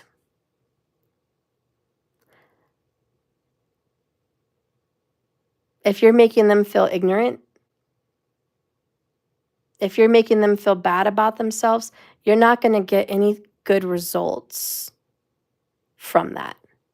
I'm not saying there's not the right occasion to make someone have some guilt, but if that's the thesis of what you make them feel, it's not going to work. Really, the majority of what they need to feel for you is love. And you have the ability to show your heart, which is a mighty heart. And if that's the right person, they're going to love you right back. Because your heart is a magnet. And whatever you're giving out is going to be magnetized right back to you wonderfully, perfectly. That's the divine order. That just is. That being said, whatever you say bad about your twin flame, you're saying about yourself. And I think you know that by now. But just a little reminder, whatever crap you talk about your significant other, you're literally saying it about yourself.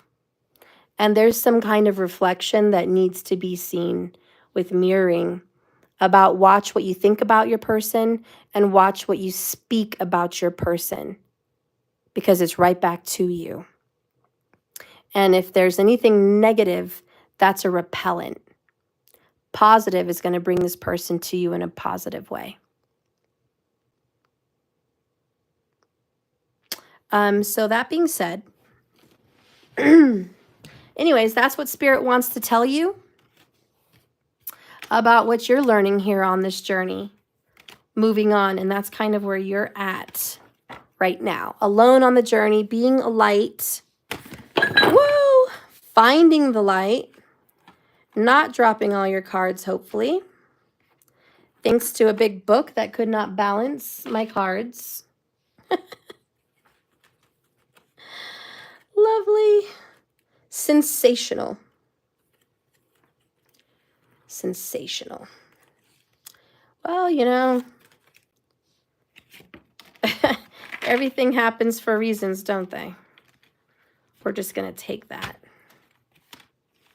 We're just going to take it. Look what card popped out. I never thought I'd miss you like this. If you believe everything happens for a reason, there's that. Also, besides that, if you believe everything happens for a reason there.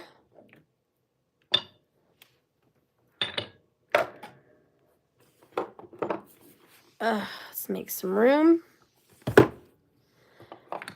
And get the oracle. And then I'm going to move on to answering people's questions.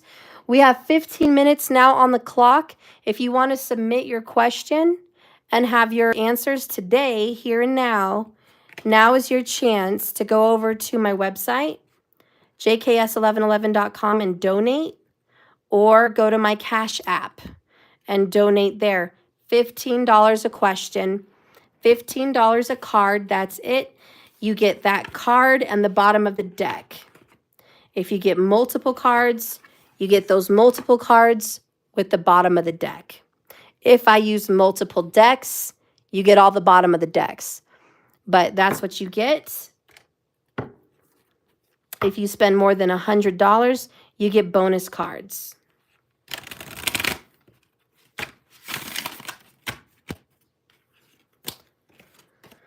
All right, so Karima, you donated? Okay, honey. 120? Okay, sweetheart. You are third, and I haven't got anybody else. So if anybody else comes in, you'll be number 4, and then 5, and so on. And again, we're on the clock now, down to 15 minutes.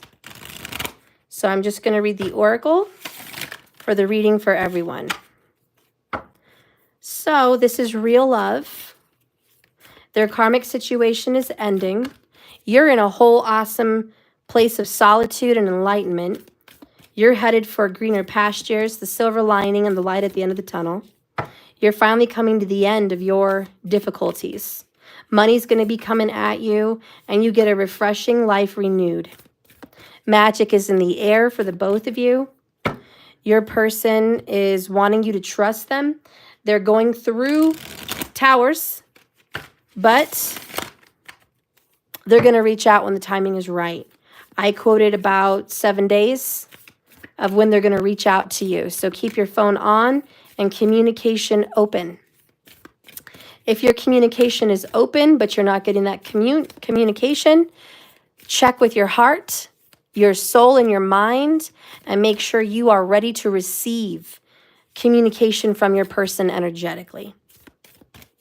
And now we're going to get a Kali oracle, and this is going to be about what Kali takes out karmically.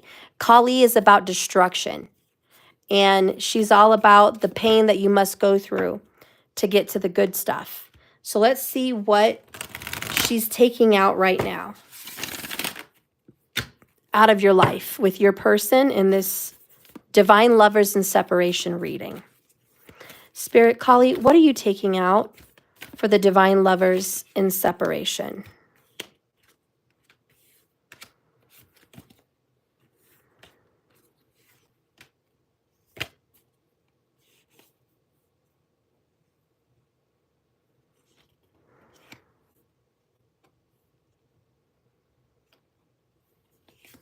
Okay. Nope. Okay. Bottom of the deck is Kamala Devi. She's beautiful. She looks like she's got a crown of sun rays. I love it. And look at her beautiful eyes. For you guys, I think you might be beautifying yourself. You're becoming more beautiful. This is like Beauty and the Beast. And this is just on an energetic level, not a physical level, although it could be physical.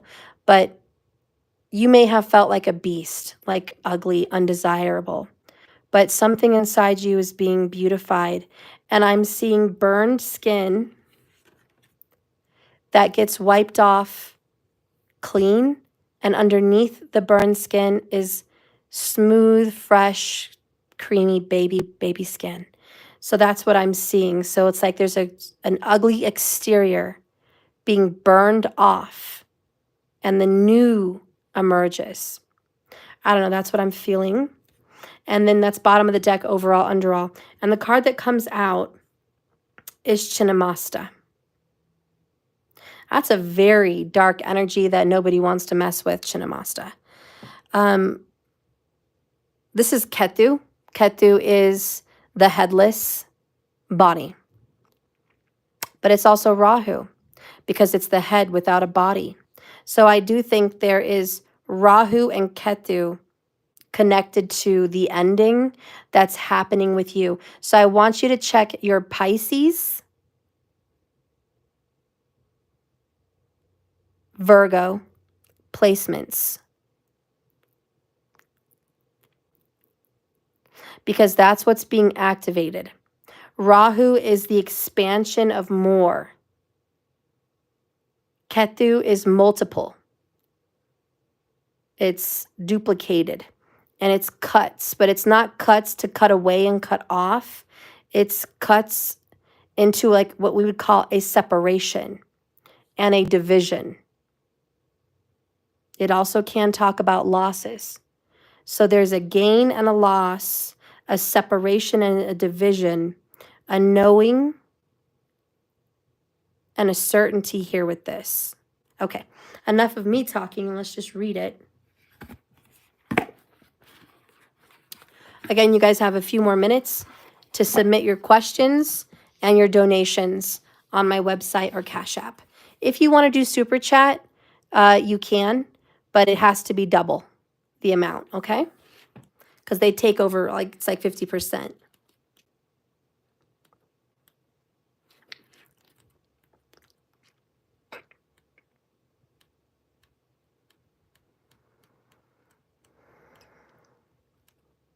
So the overall underall energy, this one, says this: we witness her beauty and all her struggle, and it melts into grace upon a grateful sigh.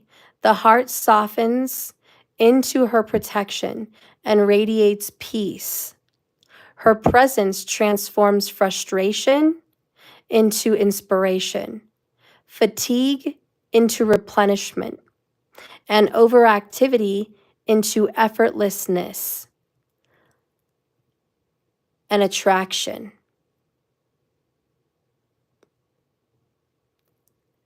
Slokas and mantras may be very powerful at this time as well. She is the golden pathway of divine manifestation and peaceful contentment. Your heart is here to receive with the same generosity that it gives. This is why I always say, the one that gives, gathers. Always be generous. Be generous in forgiveness, generous in love, generous in financial givings, generous with your time. Be generous, and it will generously be given back to you. Openness and grace that you express when you give freely and joyfully. Abundant divine blessings are upon you.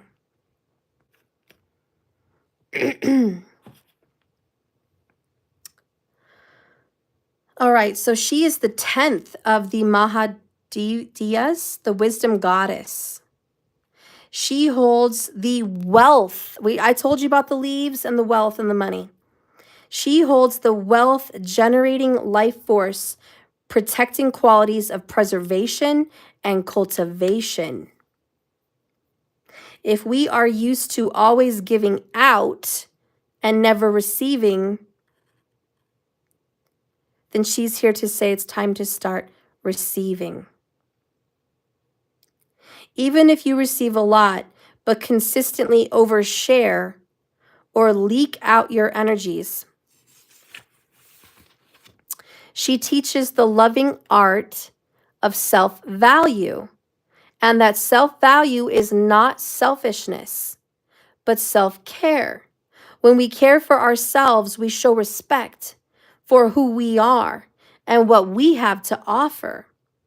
That respect is an energetic broadcast that repels lower level energies. It gives us the firmness of mind to set boundaries while wildly attracting opportunities. And I also feel called to say, how you value money and finances says something about you. And this is a well-known scientific proven fact energetically in the spirit science community. If you always watch your money and you're like, I have to penny pinch, even if you are literally broke, but if you're very careful on what you spend, like, oh, I can't buy that, I can't do this. Like if you're just super cautious about money and you hang on to it, like, I really hate to give this away, but here you go. That energy of I don't have enough, I'm scared, I'm going to lose my stability. I'm not saying don't be cautious, don't be wise. Don't spend your money wisely like a fool. You don't want to be a fool. But I'm saying the energy of worry and the energy of lack, or even the energy of money is the root of all evil, if you carry that energy, you're not going to have much. I want you to think of Venus as money. Venus doesn't want to be told she's evil. The moon, which is abundance, doesn't want to be told it's evil. Jupiter, the energy of wealth and abundance, doesn't want to be told he's evil. Money will avoid you like the plague if you think poorly of money. It won't come by you. Think of it as someone that knows that you're a friend that talks a lot of SHIT. If money thinks you talk a lot of SHIT, money's going to avoid you. If you value money and you're like, oh, money, it sure is nice to have a lot of money. Oh, I get to enjoy this milkshake today. Oh, I get to have a full tank of gas. How great that feels. Oh, I got my rent and my bills paid today. Oh, thank you. It feels so nice to have my needs met. Oh, it feels so nice to have this nice big Dutch Brothers drink. Man, this tastes so good. If you give the energy to money like I'm so grateful for you, this brings me so much joy. I'm so happy with the money I spend. The money that I spend on this drink is worth it. Not, oh, the money I spend on this drink is frivolous. I shouldn't be spending money on a Dutch Bros drink. I should save that $4 whole. See, Venus is going to avoid you. Venus wants you to think, spending this money on this drink feels so good. And it does. It's your paradigm. So this card also talks about wealth and watch your paradigm. Don't be frugal like that or Venus will avoid you.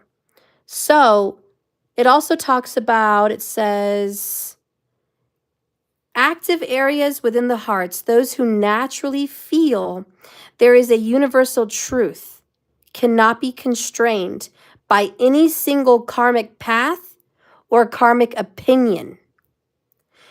Those that are freedom-loving souls believe in live and let live, and yet devote themselves to whatever path they truly resonate with in hopes that it will benefit the collective. They do not wish to convert or control, but to share their knowledge and wisdom from the heart, because they have found such comfort and grace in which that they have learned. When you receive with such generosity, you want to share the wealth.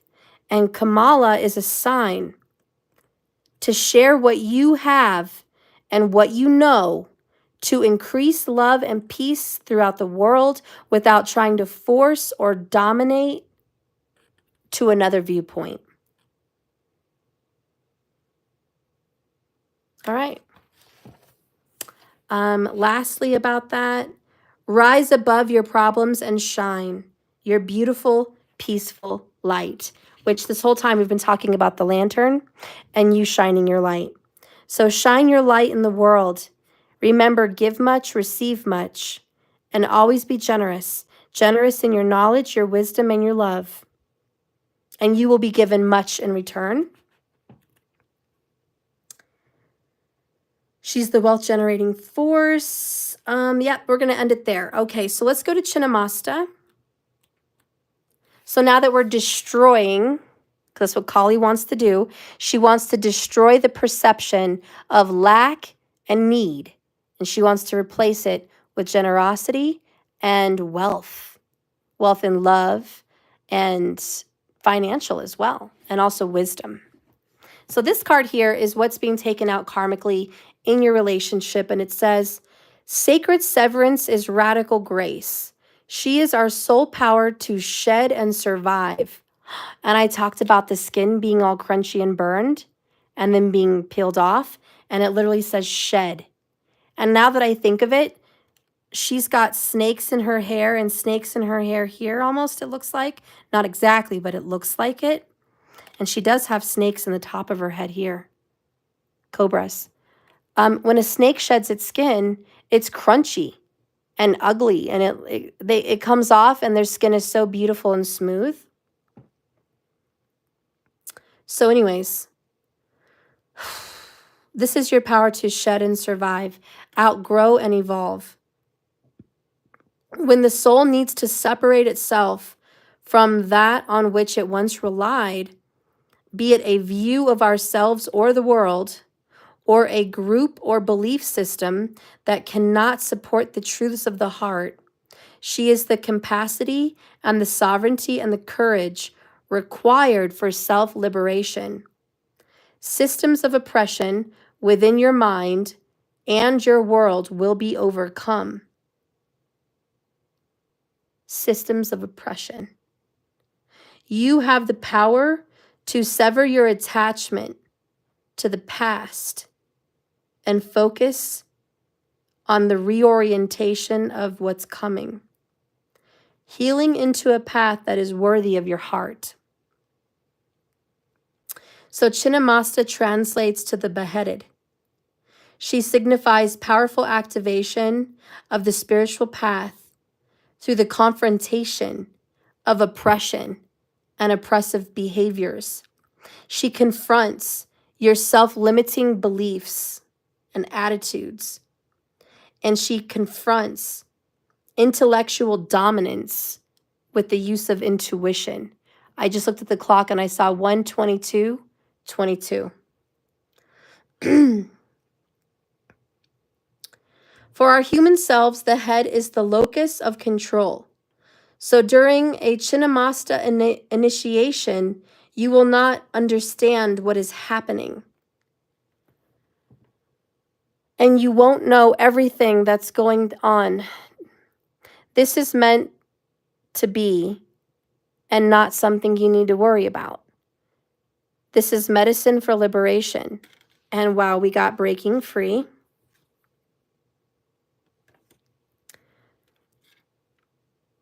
Her favorite parts of this, of the severed heads and skull, is severance from her own land. This represents self-liberation, and this is severance from your own land. People left their other countries to come be here in America. They've severed themselves. Interesting how that's together. The beliefs and constructs that once supported you like a tower will no longer be able to do so. Success will not come from the tried and true paths of the past. You are evolving beyond that now, and it's time to rest in the void to allow a new to emerge, despite the violence in this image. No matter how severe the challenge has been on this journey, and no matter what you let go of once that you cherished, your life shall continue. The real you, which is not tied to things of your past, is breaking free. Oh my God, I got goosebumps. Look at that. It literally says it.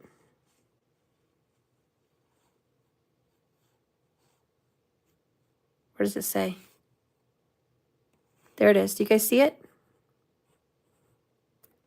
Took me a moment, sorry. It says it right there. Breaking free. Okay? And that's number 44. And look, you got it right there, breaking free. So it's definitely here. Into more life, not less. You're breaking free to have more, not less. Sometimes these old systems like this tower need to fall so the real you can be better established. Her partaking of blood symbolizes the capacity to be nourished and fed by change rather than devastated and destroyed by them. It's reassurance that at a deeper level, you are gaining something from the chaos and the destruction in your life as you are continuing to move in the process of change. You will gain energy for something new. Anyways, she shows us transformation. It's about taking your points of views and changing them. It's about letting the past go.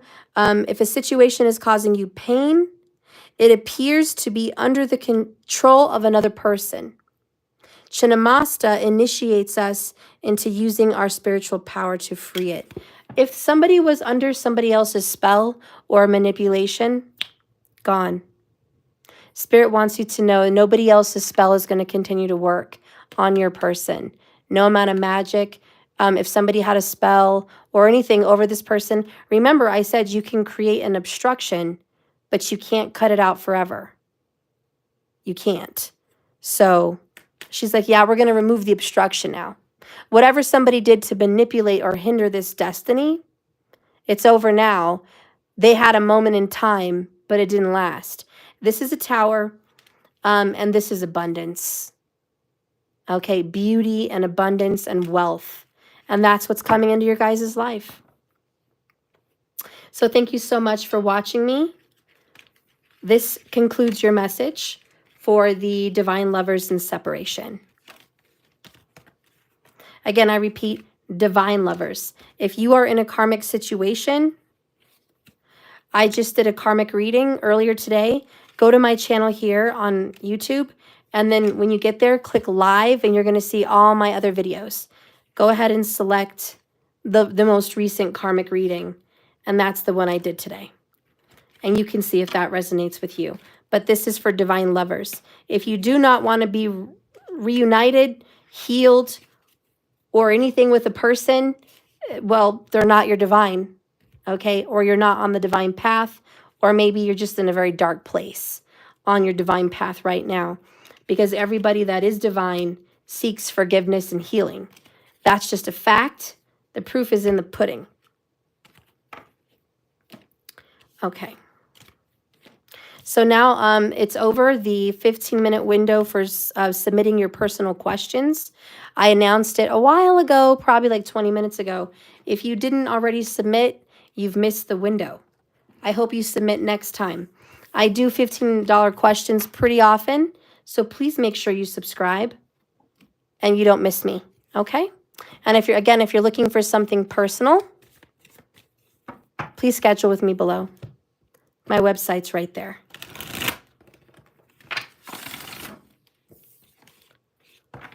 I'll be right back, guys. I'm going to go check the submitted questions on Cash App on my website so I can write them down, and I'll be right back here with you guys. If you did not post your question in your donation section, please post your question right now. I'll come back and see it, or markers will write it down so I have it. Okay, so I'll be right back, guys.